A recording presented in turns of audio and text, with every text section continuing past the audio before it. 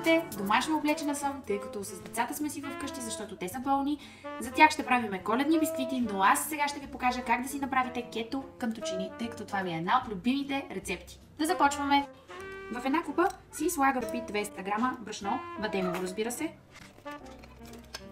Слагаме си една ето такава чайна лъжичка сол. Добавяме и половин чайна лъжичка бакплове. Добавяме и еритритол на прах, абсолютно по ваш вкус е. Аз ще сложа 3 супени лъжи. И след като сме разбъркали сухите съставки, добавяме едно яйце. Моите са домашни и са малко мънички, така че ще преценя спрямо брашното дали не трябва да добавя още едно.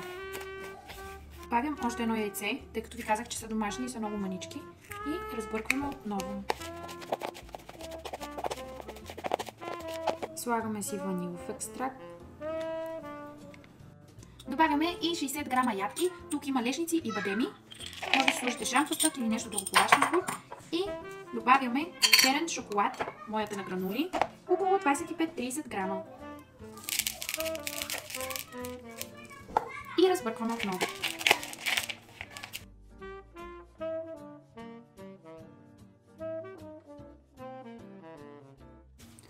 След като сме смесили всички съставки, в теличка, покрита с хартия за печене, ще си оформим едно фитилче, което ще изпечем на 170-180 градуса във фурната за около 30 минути. Забравих да ви кажа, че я загрявам предварително, още преди да смеся нещата, пускам фурната да загрее. Ето така изглежда. Вкарваме във фурната и печем за около 30 минути на 180 градуса.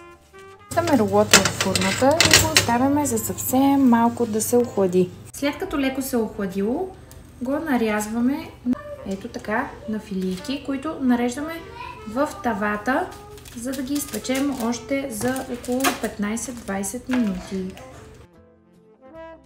Връщаме ги във фурната за още 15-20 минути, докато станат идеално хрупкави.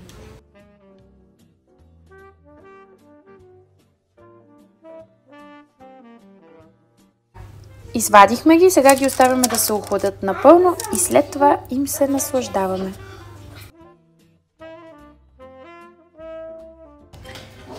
Това беше днешното предложение.